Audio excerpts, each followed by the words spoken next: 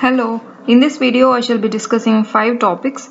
The first topic is World Tuberculosis Day. World Tuberculosis Day is observed every year on March 24th. This particular date is selected because on March 24th, 1882, this particular bacterium called TB bacillus was discovered. TB bacillus is the reason or the cause for tuberculosis disease. Needless to say, this day is observed because to bring awareness about this particular disease of TB, which is commonly called TB, and that is tuberculosis. Tuberculosis bacillus is discovered by Dr. Robert Koch. He is the scientist who discovered this particular bacterium and the disease on March 24, 1882. And every year we have a theme for observing World Tuberculosis Day. This year also, 2021 World Tuberculosis Day has got a theme. The theme says the clock is ticking. So this is the theme. This means that this is emphasizing on the extremity of the disease, the extremity of the time that TB cases are increasing at large. So what measures the countries have to come up with. So this is the observance of this particular theme. The clock is ticking. So this is a different kind of alarming or warning theme this 2021 World Tuberculosis Day is speaking about. The next topic is Uyghurs.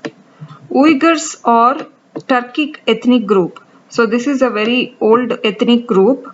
Turkic means these people belonging to Azerbaijan, Kazakhstan, Kyrgyzstan, even Turkish people. So all of them have got a unique kind of language called Almaik language. So all of them make up this Turkic ethnic group. So one such ethnic group is Uyghurs. They belong to this group and they are originated from Central and East Asia. So these are the origins of Uyghurs, and they are presently placed, the region where they are placed as native people is Xinjiang Uyghur Autonomous Region. Xinjiang Uyghur Autonomous Region is in northwest China. So Uyghurs, although they're from Central and East Asia, their origins are over there, but now they're presently located in northwest China and they have an autonomous region of their own in northwest China. And these Uyghur ethnic group have entered into news because of human rights abuses on them. So they are being tortured and tormented by the Chinese government. So that is how they are in news. And this human rights crisis is present over there in northwest China regarding Uyghur ethnic group.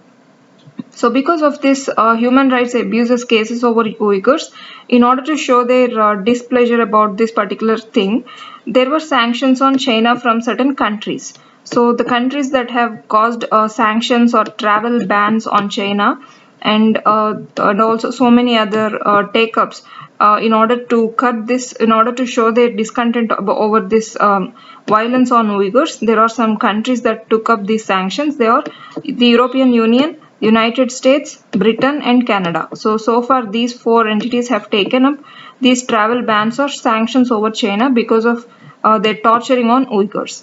So this is a human rights abuses case going on right now.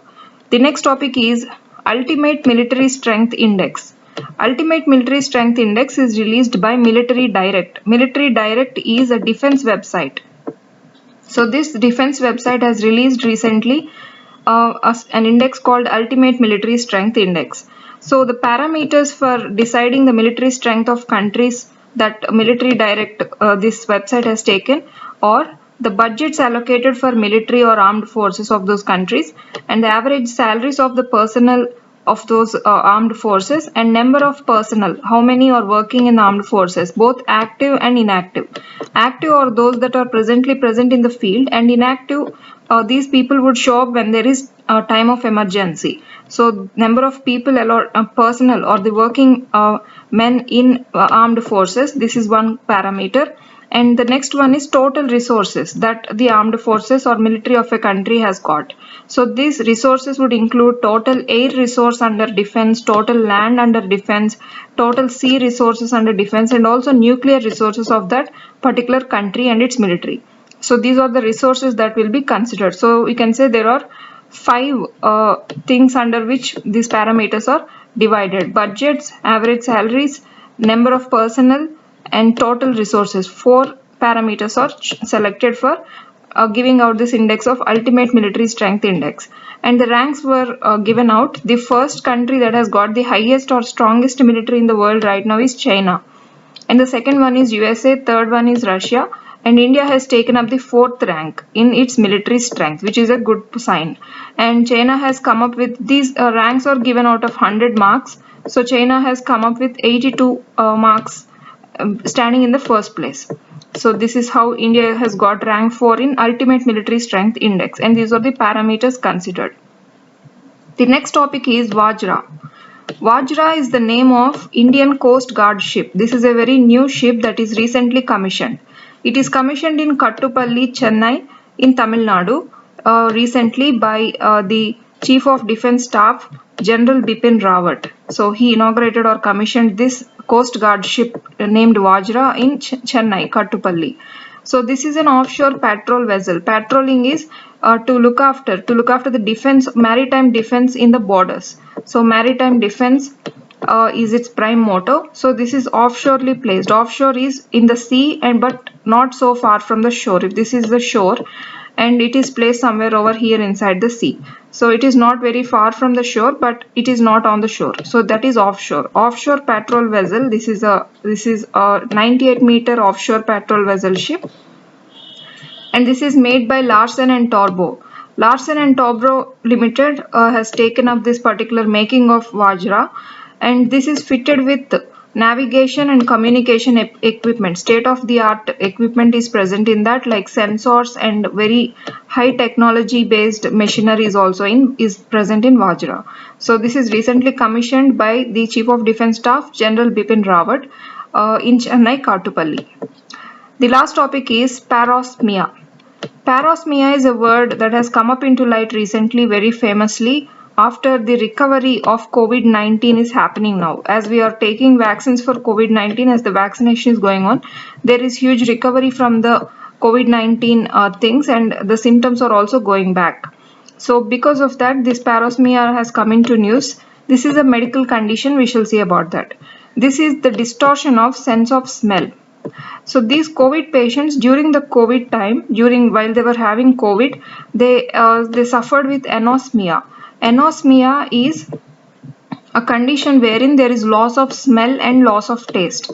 So COVID patients could not have any, they cannot differentiate smell, they cannot know the taste. So that condition is called anosmia. And now due to their recovery, this is a recovery symptom. Parosmia is showing up. So this is a COVID-19 recovery symptom. That is, those who have lost completely the sense of smell and taste, now they are having some distorted smell and taste, not completely recovered, but they are in the process of recovery. They are having some difference, not completely not having, but they are having some distortion in the sense of smell. So that is parosmia. So this is a sign of recovery from COVID-19. It is not a harmful condition, rather it is a progression towards recovery. And this is during COVID-19 that people have come up with anosmia symptoms. Now they are showing up parosmia symptoms, which is a positive sign. So these are all the 5 topics for today, and thank you.